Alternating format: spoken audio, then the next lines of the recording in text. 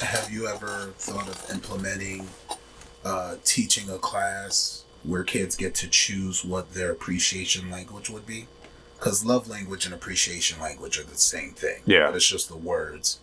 And I think teaching that class may give kids an opportunity to learn, oh, I do like that. Yeah. And learn to not just choose, but recognize, oh, this is something I'm into and I didn't realize that. Oh, yeah. I think there's a space where that can definitely take place. Mm-hmm.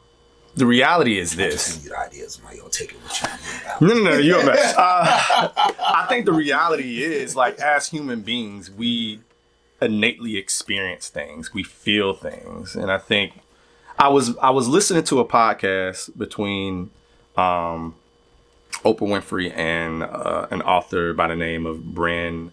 I think her name is Bryn Brown. Mm-hmm.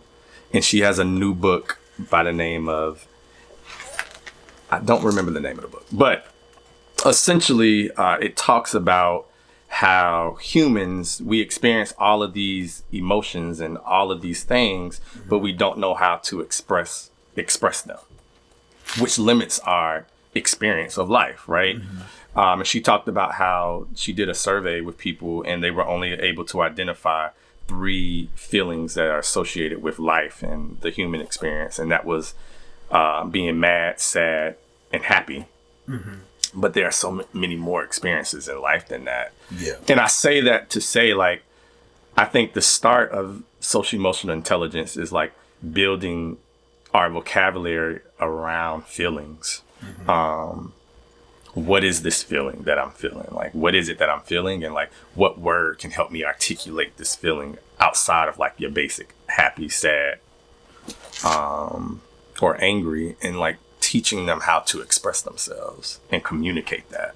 Do you want to, let's have a talk. How do you define emotional intelligence? I think when I think of emotional intelligence, I think of the ability to understand what it is that you're feeling, mm-hmm. And be able to articulate that in such a way where it has the ability to shift the space around you. Mm-hmm.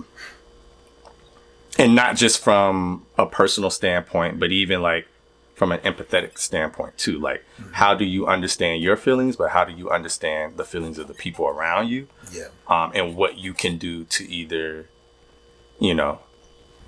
to build that in a positive way for yourself or for others. Okay. I'll take it a step further for you. Okay. So, emotional intelligence is something that's meant to be selfish, and that's okay. When most people teach emotional intelligence, they teach it from the passive form.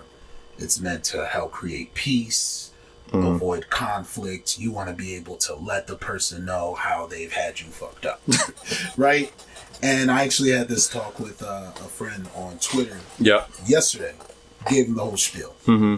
Emotional intelligence is the ability to identify what's making you happy, sad, angry, or any other emotion you may not have felt before, but you may need to go to a book to identify what that emotion is. Yeah. That's what understanding is. Now, people don't need to respect your emotional intelligence or you approaching them about what they have done to you that was either wrong or right, because it's a two-way street. Mm-hmm. Emotional intelligence on too many occasions is only acknowledged when it has to do with something negative, and it could be something positive. Very much so. As men, and I don't know if you've ever ran into this, I had a hard time expressing my joy to others. Mm-hmm. So I could say stuff like, oh, fuck with that, nah, that's good, but like simply looking at one of your boys is like, hey man, that really made me happy, I appreciate that. Mm-hmm. That is something that as men, we haven't been taught to simply say that and leave it there. It has to come with a pause. And it's just like, nah, just say it. Let the other person have that. Bring people to your space. Mm-hmm. And when it comes to the art, because to me, art is something that's practiced. It's a craft, and that's what emotional intelligence is supposed to be. You should be able to reserve the right that if someone has done you wrong and you have tried or given effort into teaching them, hey, here's how you did me wrong. I just want to let you know, do you have an opinion on this? Mm-hmm. if the people you've approached about that space habitually line step, reserve the right to beat their ass also. Because that is communication. Too many times people say, well, words should be your form of communication. No, violence is communication. Violence happens because people are wronged and they're not respected. And when they try to complain out loud or let folks know what's happened, no one paid attention. That's when violence happens. Yeah.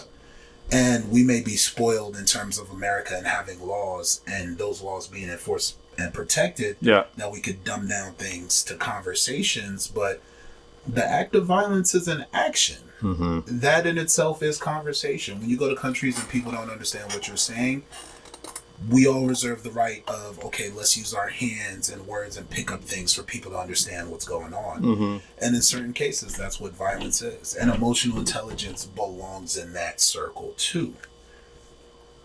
So, just keep that in mind. And I know teaching kids, you're not supposed to teach violence, but when kids fight or there's a disagreement, it's because either people aren't being understood or they're being understood and people are crossing lines. Oh, very true. The same goes for teachers also.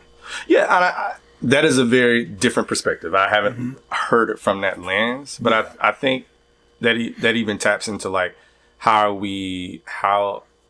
are we being preventative in terms of like helping people express themselves in such a way where it doesn't get to a point where they have to be violent or feel like that's the next step.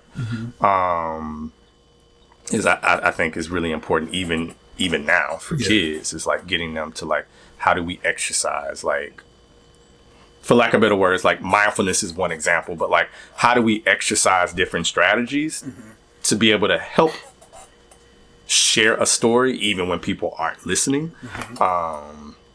I mean, we as adults are examples of that. During the Black Lives Matter protests, when people weren't listening to us, property got destroyed. When property got destroyed and the big businesses was like, hey, they're destroying property, that's when laws started getting passed and more media coverage started happening.